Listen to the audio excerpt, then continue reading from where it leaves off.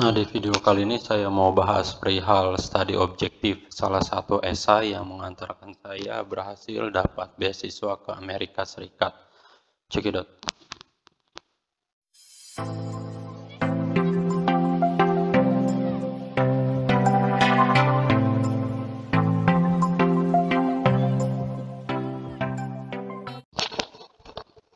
Nah, ini paragraf pertama. Ada beberapa paragraf yang harus diperhatikan urutannya kalau mau dapatkan hasil studi objektif yang bagus. Nah, pada video sebelumnya saya pernah share perihal personal statement. Bedanya personal statement dengan study objektif itu, kalau study objektif itu lebih kepada yang bersifat akademik tentang rencana penelitian, masuknya tuh ke study objektif. Tapi kalau personal statement itu hal-hal yang bersifat pribadi. Nah, sekarang kita bahas perbagian dari study objektif. Nah, di sini saya memulai studi objektif itu pakai salah satu quote dari salah satu tokoh di Amerika Serikat. Nah, karena saya apply beasiswa Fulbright, jadi saya aslinya saya kuliahnya tuh di Ohio. Tapi ini yang saya ambil tuh dari Texas, karena waktu apply Fulbright itu kita nggak tahu mau mau kuliah di kampus yang mana, karena step Fulbright itu beda sama kebanyakan beasiswa. Jadi lulus beasiswanya dulu, baru nanti sama Fulbright kalau lulus diurusin pendaftaran kampus. Nah, di sini saya karena bidang latar belakang saya adalah pendidikan, saya ngambil salah satu quote tentang pendidikan dari Solomon Ortiz. Pendidikan itu kunci kesuksesan dalam hidup, dan guru itu yang ngasih impact besar banget ke siswanya. Nah, dari situ saya mulai ngembangin terus kenapa kok harus ke Amerika Serikat. Ini saya ngasih alasan dan juga data. Karena Amerika Serikat mentingin pendidikan. Nah, saya tulis-tulis terus tuh tentang pendidikan. Karena background yang mau saya apply untuk S3 adalah jurusan pendidikan. Nah, jadi pendidikan tuh saya tulis-tulis, saya tekenin banget. Amerika mentingin pendidikan banget. Tahu dari mana? Terus saya ambil data dari data pemerintahnya Amerika Serikat tahun 2020 ngabisin 8,12 triliun. Jadi teman-teman kalau misalnya jurusannya kayak akuntansi, harus tekenin tuh di paragraf pertama kenapa kok akuntansi. Terus kenapa kok akuntansinya harus belajarnya di Amerika.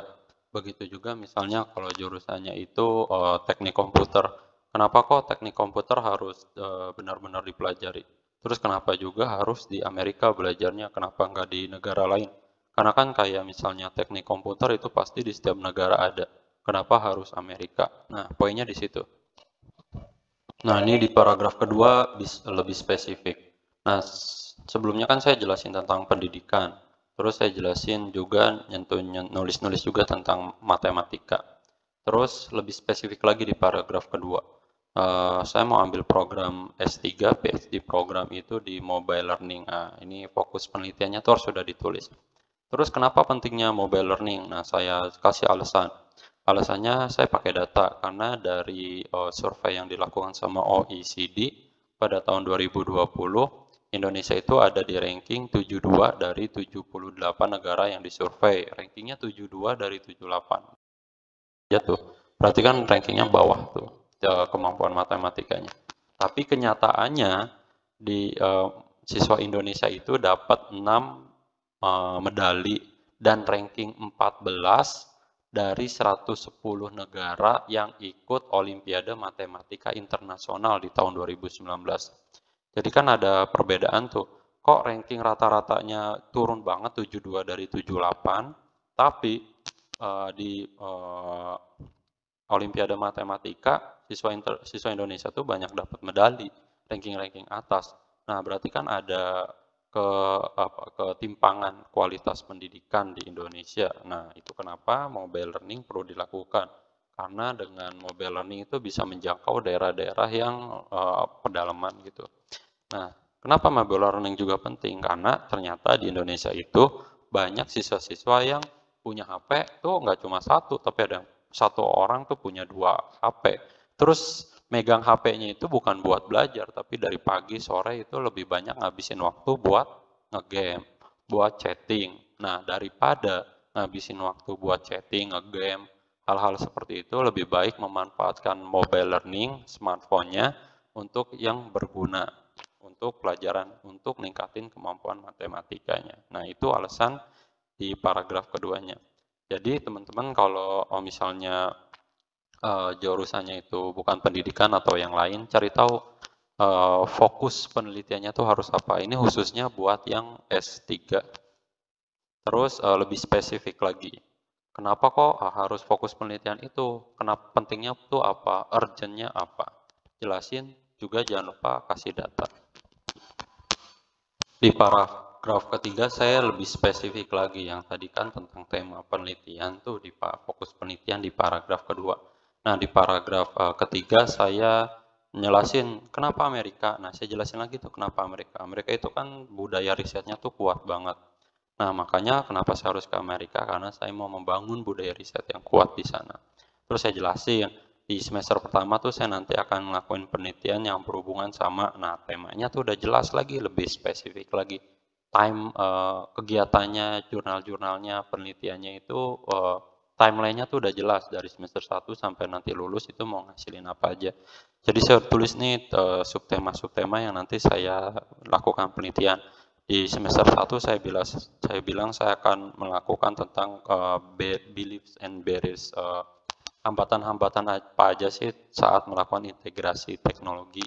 Terus nanti saya tulis juga nih, saya mau nerbitin itu di jurnal bereputasi internasional di pendidikan matematika. Terus di paragraf berikutnya saya juga nulis nih. Nah, saya akan melakukan penelitian tentang mobile learning, terus media pembelajaran matematika dengan yang 3G animasi, pakai aplikasi Blender, juga saya nulis tentang menggunakan GeoGebra. GeoGebra itu aplikasi matematika. Terus ada cognitive load di mobile learning, atau juga self-regulated learning. Nah, jadi kita udah spesifik tuh dari awal sampai akhir mau neliti apa aja.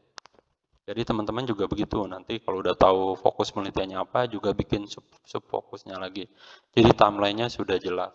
Nah, jadi kan pemberi beasiswa tuh, oh ini orang tersebutnya udah tahu nih dia mau ngapain aja. Mereka kan kalau ngasih beasiswa kan nggak kecil, miliaran. Jadi duit miliarannya itu harus diberikan ke orang yang memang benar-benar udah prepare, bukan cuma aji mumpung pengen dapetin beasiswa doang. Nah, di paragraf keempat, paragraf selanjutnya, terus dijelasin. Tadi kan saya udah nulis sub-topik penelitiannya tuh mau apa aja. Nah, di paragraf keempat itu kita harus jelasin tuh. Lah, pentingnya itu buat apa? Setelah ngelakuin itu tuh, kelanjutannya buat apa? Manfaatnya buat apa? Masyarakat nanti dapat apa? Nah, itu harus ditekenin. Nah, di sini saya ditulis. Nah, kebetulan alhamdulillah saya S1 S2-nya tuh linear. Nah, S1 sama S2 tuh pendidikan matematik. Terus saya tulis lagi di situ. Terus kemudian tujuan saya itu ngambil S3 di Amerika Serikat tuh mau punya jadi seorang ahli di bidang pendidikan matematika. Terus saya tulis tuh apa sih mobile learning itu. Nah, terus saya tulis definisinya pakai referensi dari Cambridge Dictionary. Terus kenapa mobile learning harus dikembangin? Oh, itu penting karena sekarang kan lagi pandemi, jadi saat ini kita harus benar-benar belajar mobile learning. Nah, waktu di awal-awal tahun pandemi kan guru-guru, mahasiswa-siswa tuh kan pada kaget. Kagetnya gimana? Jadi waktu tahu-tahu belajar harus di rumah. Pas belajar harus di rumah tuh guru-guru yang belum terbiasa pembelajaran jarak jauh kaget. Jadi cuma ngasih tugas, apalagi matematik. Ayo siswa ngerjain soal ini, cuma foto soal di grup WhatsApp, tapi nggak ngasih penjelasan gitu ke soal itu gimana cara ngerjainnya.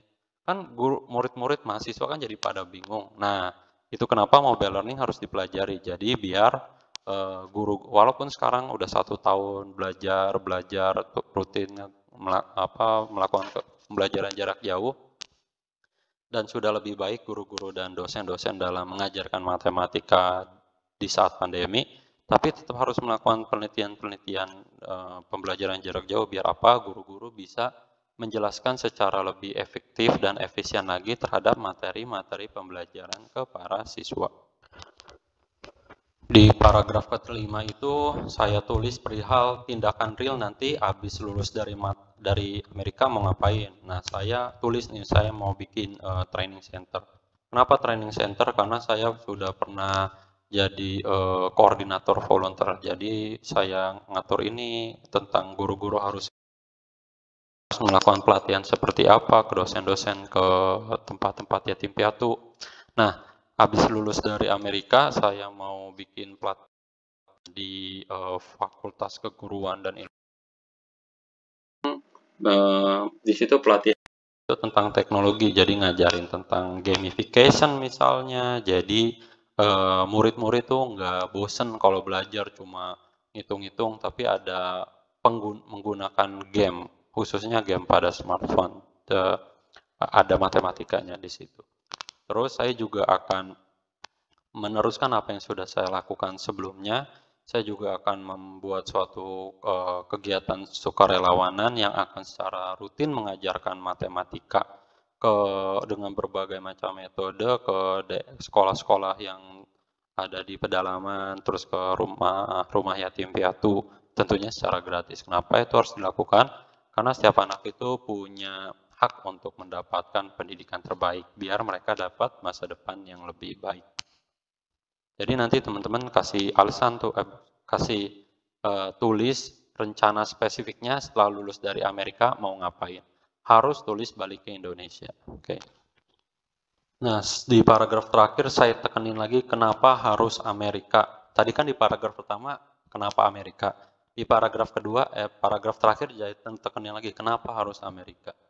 Nah, di study objektif sama personal statement itu harus satu halaman.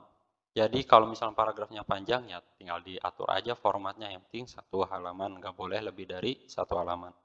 Nah, di sini saya tulis nih, kenapa di Amerika? Karena kalau saya di Amerika, saya kan apply beasiswa Fulbright. Fulbright itu terkenalnya dengan kekuatan networkingnya. Jadi habis lulus dari Amerika dengan network yang saya dapatkan saat belajar di Amerika itu bisa mewujudkan cita-cita saya. Terlebih di Amerika Serikat itu ada NCTM. Jadi kalau teman-teman misalnya kalau teman-teman yang berasal dari jurusan pendidikan matematik, ini pasti pernah dengar NCTM ya. Kalau mahasiswa tuh atau siswa S1, S2 kadang suka nulis nih NCTM di skripsi atau tesisnya. Nah, NCTM itu kantornya ada di Amerika. Kenapa harus ke Amerika? Karena di situ ada NCTM, organisasi guru matematika terbesar di dunia. Jadi harus datang ke situ sebagai guru matematika. Amerika adalah tempat yang tepat. Begitu juga sama teman-teman, kalau misalnya jurusannya kayak manajemen. Kenapa manajemennya harus di Amerika? Tulis alasannya apa, harus dikasih lagi penjelasannya. Biar menarik perhatian para pihak